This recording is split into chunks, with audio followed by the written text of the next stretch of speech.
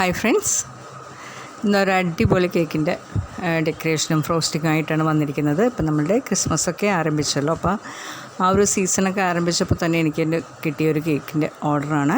Christmas special കേക്കാണിത്. അപ്പോൾ അതിൻ്റെ chocolate കേക്കായിരുന്നു. അത് അടിപൊളി ടേസ്റ്റായിട്ടുള്ള കേക്കാണ്. നമ്മൾ ഡെക്കറേഷൻ കാണുമ്പോൾ തന്നെ അറിയാം, കാണാൻ അടിപൊളി ടേസ്റ്റുമാണ്, നല്ല ഭംഗിയാണ് കാണാനായിട്ട്. ഫുൾ ചോക്ലേറ്റാണ് അതിനുള്ളിലുള്ളത്.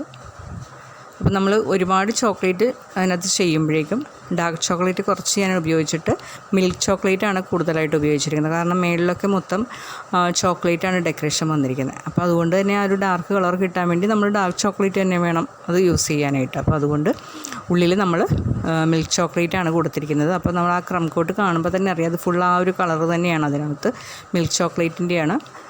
ഫുള്ള് നല്ല തിക്കായിട്ടാണ് ചോക്ലേറ്റ് കൊടുത്തിരിക്കുന്നത്. അടിപൊളി ടേസ്റ്റുള്ളൊരു കേക്കുമാണ്.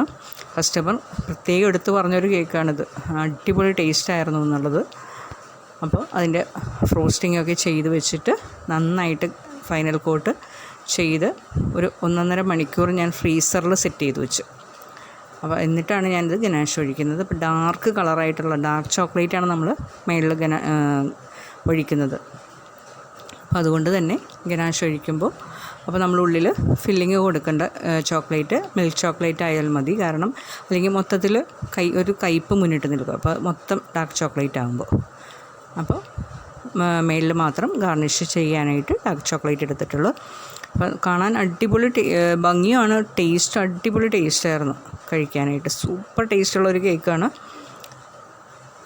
പിന്നെ ഇതുപോലെ തന്നെ ഞാൻ ഗനാഷ് ഒഴിച്ചപ്പോൾ അതിനകത്തേക്ക് ന്യൂട്രിജെല്ല് ഒരു 2 ടേബിൾ സ്പൂണോളം ന്യൂട്രിജെല്ല് ചേർത്തിട്ടാണ് നമ്മൾ ഗനാഷ് ഒഴിച്ചിരിക്കുന്നത്. അതുകൊണ്ട് തന്നെ ആ ഒരു ഗ്ലേസ് കാണുമ്പോൾ തന്നെ അറിയാം, നല്ലൊരു മിറർ ഗ്ലേസും ആയിരുന്നു.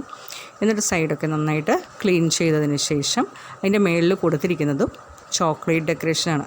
അത് ചോക്ലേറ്റ് നന്നായിട്ട് മെൽറ്റാക്കിയിട്ട് ഒരല്പം ക്രീമിൽ, അതായത് ഒരു 2 ടേബിൾ സ്പൂൺ അതൊന്ന് മെൽറ്റാവാൻ വേണ്ടിയിട്ട്, എന്നിട്ട് നന്നായിട്ട് തിക്കാക്കിയിട്ട് നമ്മൾ നോസിൽ കൊണ്ടിട്ട്, അതായത് സ്റ്റാർ നോസിൻ്റെ ചെറിയ സ്റ്റാർ നോസിൽ കൊണ്ട് മേളിലും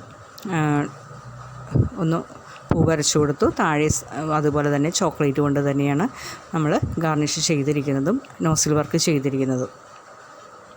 അപ്പോൾ അതുകൊണ്ട് തന്നെ മൊത്തത്തിൽ ഇതൊരു ചോക്ലേറ്റ് കേക്കാണെന്ന് പറഞ്ഞാൽ ഫുൾ അതിൻ്റെ ഉള്ളിൽ ഫില്ലിങ് വരുന്നത് ചോക്ലേറ്റാണ്.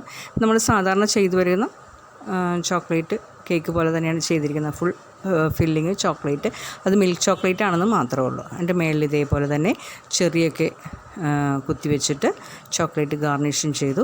ഇത്രയേ ഉള്ളൂ. എല്ലാവർക്കും ഇഷ്ടമായി എന്ന് കരുതുന്നു. അപ്പോൾ ഇഷ്ടമായെങ്കിൽ ലൈക്ക് ചെയ്യാനും ഷെയർ ചെയ്യാനും മറക്കരുതേ. പിന്നെ സബ്സ്ക്രൈബ് ചെയ്യാതെ ഇനിയും കാണുന്നവരുണ്ടെങ്കിൽ സബ്സ്ക്രൈബ് ചെയ്ത് സപ്പോർട്ട് ചെയ്യണം. പിന്നെ കൂടെ കാണുന്ന ആ ബെല്ലൈക്കൺ പ്രസ് ചെയ്താൽ മാത്രമേ ഞാനിടുന്ന വീഡിയോസൊക്കെ നിങ്ങൾക്ക് നോട്ടിഫിക്കേഷനായിട്ട് ലഭിക്കുകയുള്ളൂ. എല്ലാവർക്കും മുൻകൂട്ടി ഹാപ്പി ക്രിസ്മസ്.